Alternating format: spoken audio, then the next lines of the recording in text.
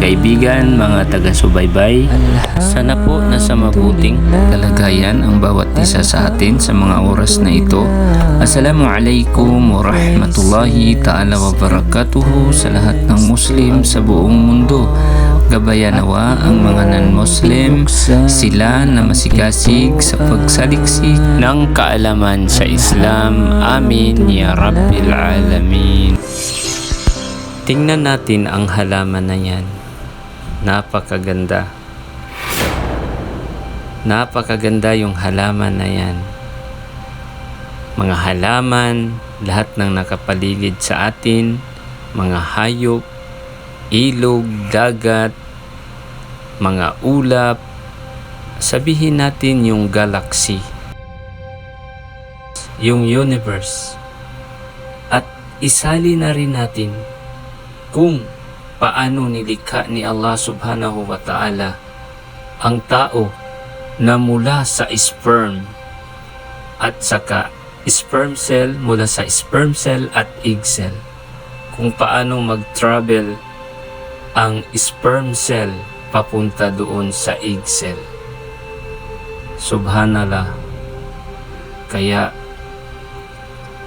hindi po kaya maglikha ang isang tao na nagugutom, nauuhaw, napagod, at merong pangangailangang pisikal na tulad ng tao. Siya ay namatay, ay walang kakayahang lumikha sa lahat ng nabanggit ko. Tulad na lamang nitong magagandang halaman na ito ay hindi kaya gagawin ng isang tao. Kaya doon tayo sasamba sa totoo na Diyos, si Allah subhanahu wa ta'ala. Alam naman natin na walang nakapagtalo sa relihiyong Islam sa mga debate, kahit anong sikta ng relihiyon, na hindi nila mapatutunayan na ang kinikilala nilang Diyos na si Jesucristo ay Diyos. Ngunit si Jesucristo ay isang tao lamang, at napatunayan ng Islam na si Allah ang nag-iisang totoong Diyos. Siya si Allah subhanahu wa ta'ala, ang walang pangangailangan, ni hindi naaantok, ni hindi naiidlip, ang Diyos na palaging buhay at hindi namamatay, dahil siya ang tagapangalaga sa lahat ng bagay na naglikha nitong lahat, mula sa pinakamaliit na bagay hanggang sa pinakamalaking mga nilikha, kasali ang mga bagay na hindi natin nakikita.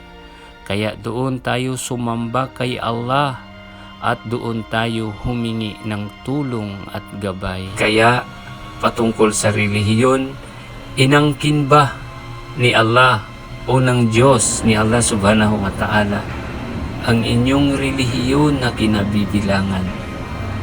Kung hindi, dapat ay suriin ninyo ang relihiyon na inangkin ng Diyos na tatanggapin sa araw ng paghuhukom.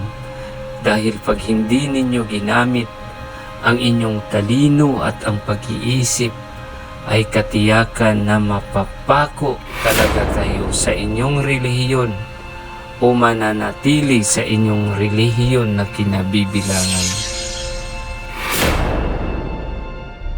Na kung alin ang inyong relihiyon na yan ay dala ng mga taong kriminal, mga mang-aagaw ng lupa, ang tinutukoy ko ang mga Kastila, na ang ani ng ating mga ninuno, ang mga lupain ng ating ninuno ay kanilang kinamkam. Assalamualaikum warahmatullahi ta'ala wabarakatuhu sa lahat ng Muslim sa buong mundo. Gabayan nawa ang mga non-Muslim, sila na masigasig sa pagsaliksik ng kaalaman sa Islam. Amin.